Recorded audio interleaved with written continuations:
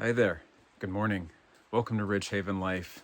My name is Ian, and in this video, I'd like to do a New Year's Day garden tour of what's going on in the greenhouses. I'm dedicating this video to my dad. My dad a couple of weeks ago had a stroke and passed away relatively quickly.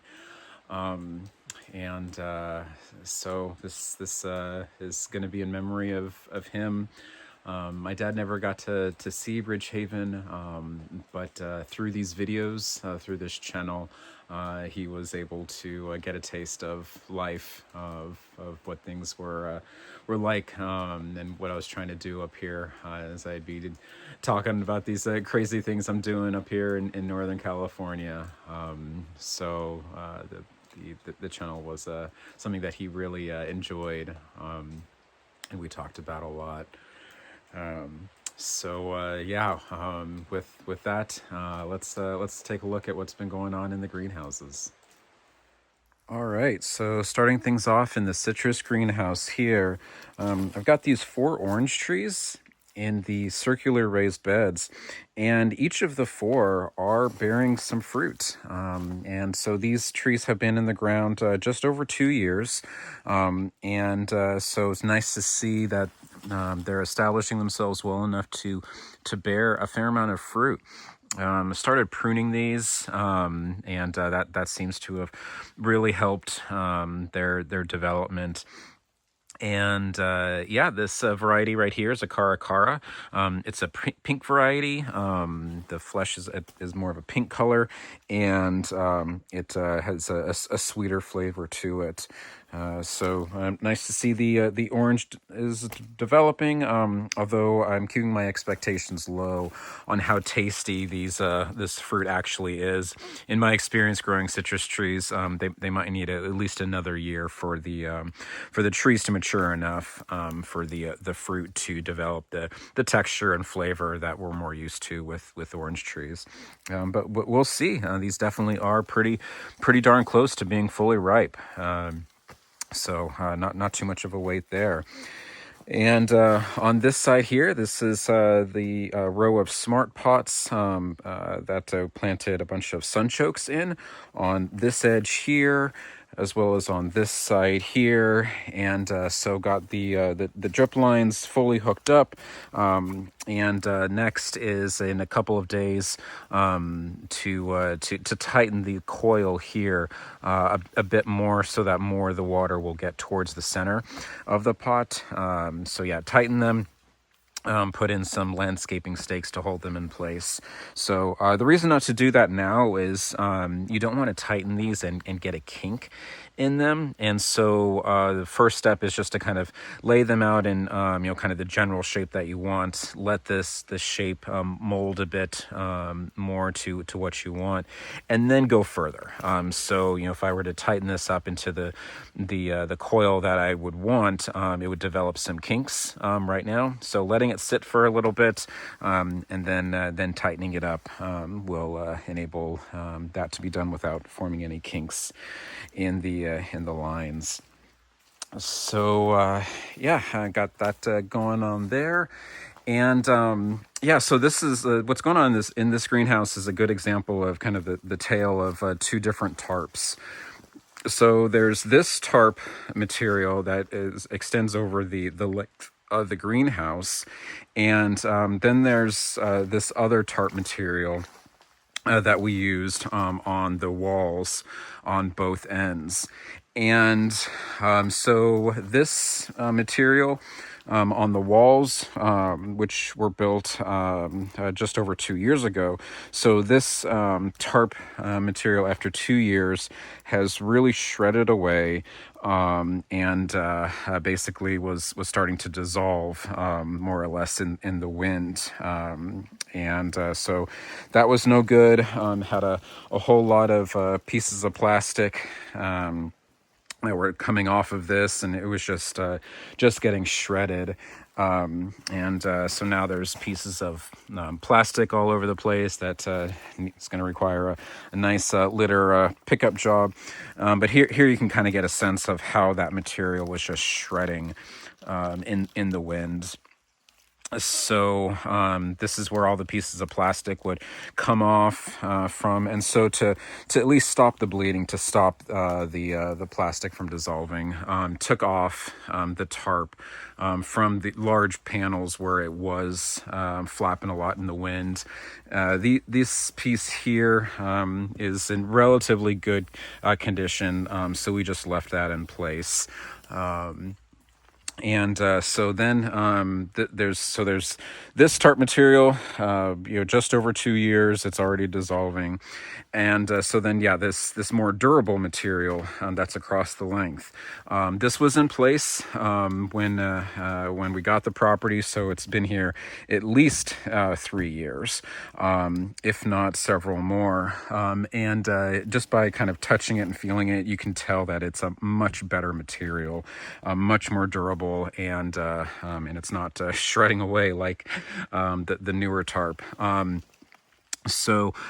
it is ending the near of its life. You can see it is starting to develop holes in it, and so in preparation of this not really lasting the winter, got a new tarp replacement. It's in the white package at the end of the greenhouse there, and that's a tarp that's 100 feet by 40 feet, so that will be enough material to replace this tarp the full length of the greenhouse, and have enough material left over to fill in the walls on all the greenhouses with this that weaker material that needs to be replaced. We're going to need to wait a little bit of time to do this replacement because it'd be good to have at least 4 people doing it, and with this being the holidays, a lot of people traveling, and so just need to wait for Brad, Wes, and Casey to all be in town for us to tackle this job. So in the meantime, this isn't really serving much of a greenhouse. It's pretty darn open on the sides here, and that's okay. It's not getting down below freezing yet at night, and the only pest that I'm worried about getting in here with this less durable tarp that we've taken down. The only thing that we put back up was just this fencing that goes up about 7 feet to prevent the deer from jumping in and coming in, because that would just create a bunch of havoc. Just wait a little bit of time for this to get filled in, and I'm not worried that this is not really a greenhouse for the time being. Another development is that each of the greenhouses now have their own faucet, and so we dug some trenches from the main water on both sides of on all sides of the greenhouses, dug trenches and laid pipe, so that now there is irrigation inside. So just need to get that set up with a splitter and hook up the timer. That timer that's on the ground there, that was malfunctioning, so need to get a replacement. So that's kind of the main events of what's been going on in the citrus greenhouse here. Moving on to the nursery greenhouse here, I got the broccoli patch. That's doing all right.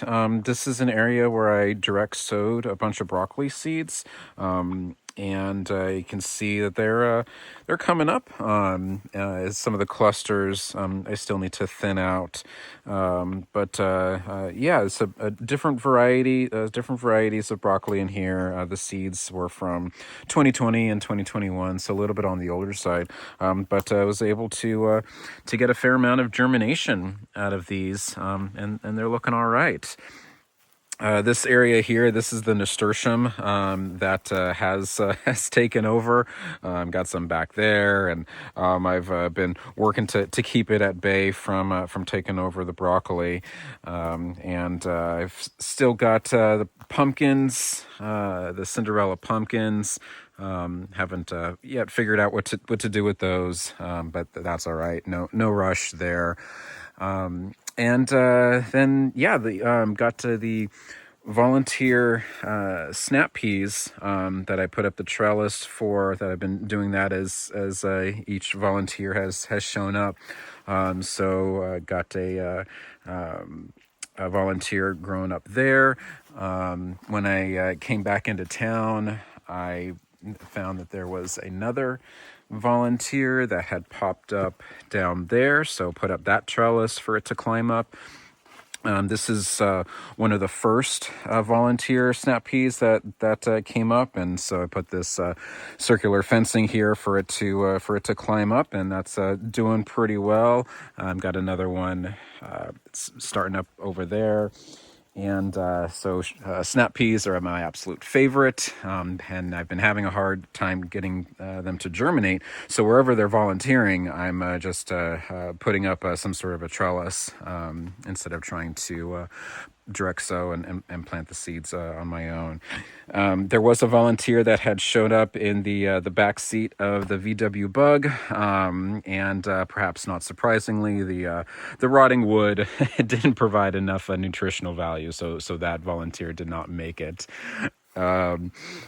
Yeah, this and then there's these volunteers over here that as we did all the cleanup work for this area, taking out the potted plants and evening out the soil and replacing putting the drip lines back, we're able to protect the volunteer snap peas, and you can see these are doing pretty well. While I was out of town, a good wind came through and knocked this whole thing down, but then we stood it back up and put some really good stakes in the ground. So this thing is likely not going to be going anywhere.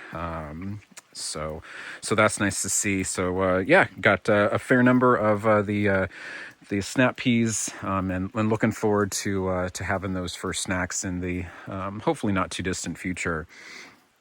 Another project that kind of came online was regarding the this corner over here, which is where I've got a bunch of berries, boysenberry, blackberry, and this whole raised bed, as well as the raised bed in the other, the tomato greenhouse on this side, these two raised beds were all planted with perennials that don't die off after the growing season. You know, they stick around, so they're very hardy. And so I've been eradicating them from the raised beds, with the exception of these berries. Kind of the expectation, like, oh, I think I can maybe manage keeping these berries in this corner. And yesterday, as I was just walking through here, that illusion was shattered.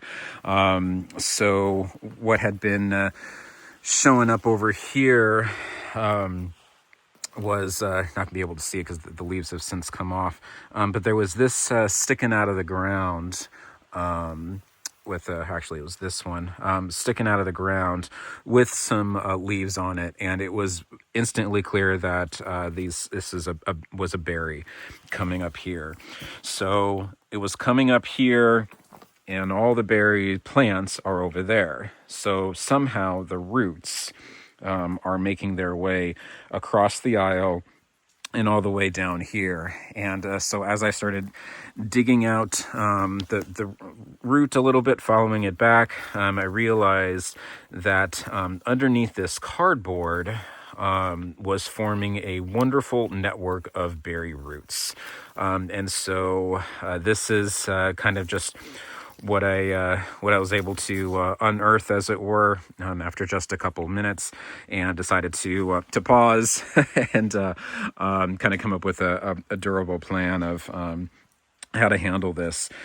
So 2 years ago, when first kind of using these greenhouses as growing spaces, one of the first things that we did was just lay the ground inside the greenhouses with cardboard, taking the tape off and all plastics off, but just lining the ground with cardboard and covering it with a nice layer of wood chips. So that would be kind of like acted as kind of like an uber mulch, to really keep all the weeds at bay, and during the rainy season keep this area from getting muddy, and really just allow for great accessibility around the greenhouses. And that has worked really well. And what I've now realized is that it's also because the cardboard was so thick, it just created a wonderful environment for these berry roots to spread. So what I imagine is, as I take this layer of wood chips and cardboard off, there's going to be roots kind of extending all underneath here, that will need to be eradicated, or else berries are just going to take over this raised bed here, and berries, they don't start. Sorry, they don't stop. they just keep going. So in as much as I've been eradicating other perennials like mint and lemon balm and yarrow from the raised bed, the berries are probably going to prove to be more of a challenge long term. But hey, at least now it's on my radar, and I'll work to getting this figured out. But that's some impressive search for life underneath the cardboard there. All right. So I got the snapdragons here, that I cut back a while ago. It'll come back really nice. Have some really great color. And potatoes lining the wall here in the smart pots. These are more or less ready to harvest, so just got to get around to doing that. And these are more volunteer sugar snap peas. So I'll need to figure out some sort of a trellising solution for those two. But that might also need to take into consideration what I end up doing with all this now grid space in the raised bed here. The longer term plan is to plant asparagus pretty much in this entire space here, but those won't arrive for at least 3 more months. So the question is, in the meantime, do we try to plant something else that could be potentially harvested before the asparagus arrive? So I got another snap pea volunteer. They're really popping up all over the place. That pretty much wraps it up for what's going on here in the nursery greenhouse. So before moving on to the tomato greenhouse, more of a tale of the 2 different tarps. So here on the nursery greenhouse, there was actually leftover tarp material that was here on the property when we got it, and there was enough to do this wall here as well as on the other side, and so this is the better quality stuff that has lasted a while, and as you can see, it's holding up really well. There's no holes. This is gonna last a while longer. This doesn't need to be replaced. Whereas just over here, say 10 feet away, so pretty much subject to the same sort of wind conditions. This is where the other tarp was, the newer, lower quality tarp that was shredding away right here, subject to the same wind conditions as this tarp here, which is held up just fine. So another example of how the higher quality tarp really can last a bit longer. All right, so with that, moving into the tomato greenhouse, and I got a few things going on in here. First, so this area here, this is new. This is arugula. So we're trying out some microgreens, seeing how that might work out. So yeah, just planted, spread all these arugula seeds, and as you can see, they're coming up by the thousands, and they are absolutely delicious. So then, once we saw that all of these had germinated and were sprouting so well, we did the same thing to this patch here. So spread seeds in this area. It's about 4 feet wide. And then to see about speeding up germination, put this tarp over the seeds to hold in some of the heat. So hopefully that will help speed up the germination, especially since these greenhouses no longer have the walls on the sides. So the greenhouses, as I was mentioning earlier, they're not really holding in any heat. So this tarp here is meant to be kind of like a greenhouse effect in the greenhouse. What I imagine is that we might just keep doing arugula and just seeing how it goes. It's an experiment. We'll see how things grow. So far so good. Looking pretty nice right there. And on this side over here, we've got the Brussels sprouts, you can see that the actual Brussels sprouts themselves are starting to form pretty nicely. Something is at the leaves, but it's not catastrophic. You can see where the leaves are actually touching the mulch. They're getting chewed on a whole lot more. Not too concerned. We'll see how that develops. And then on this side here, got red Russian kale that I've started to harvest, and been enjoying some delicious kale salads with Caesar dressing over the past couple of days. Putting that to good use over there. And so just to point out, so here is the faucet that was trenched in. You can still see the line pretty prominently. Was trenched in, and then also putting insulation around the pipe as it comes up, so it doesn't freeze and burst.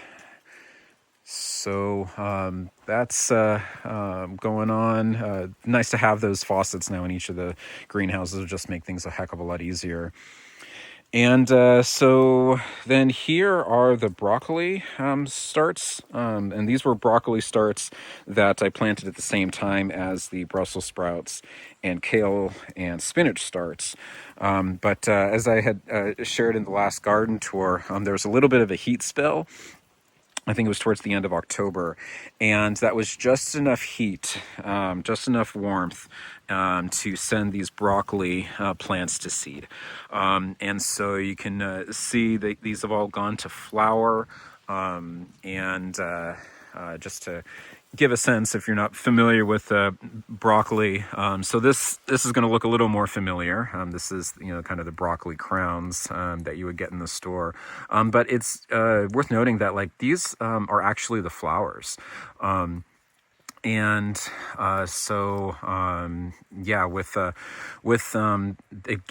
brassicas, when it gets to a certain temperature and if the plants are at a certain level of maturity, the plants think it's ready to go to seed and to reproduce, and so that changes things a bit for the plant. The sugars that were kind of more basically they get a lot less sweet once they start going to seed.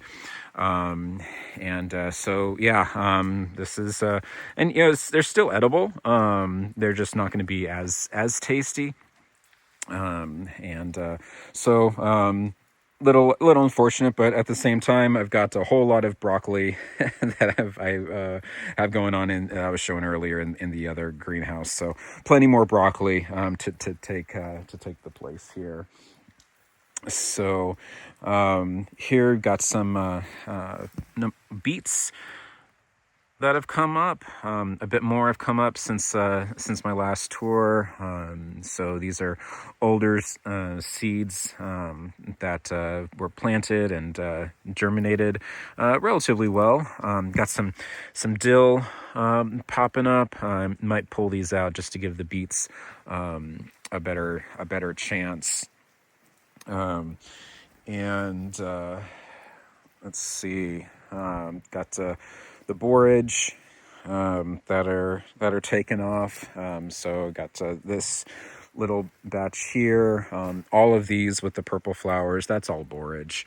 And it just does really well in this space. If last year when I was not really maintaining anything in this raised bed, this was a borage forest as well as a dill forest. So letting the dill and borage have some of their space, but also trying to do some more in the raised bed here.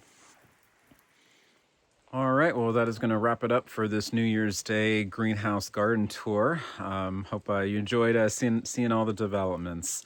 All right, well, thanks so much for watching. Have a great rest of your day. Take it easy and take care.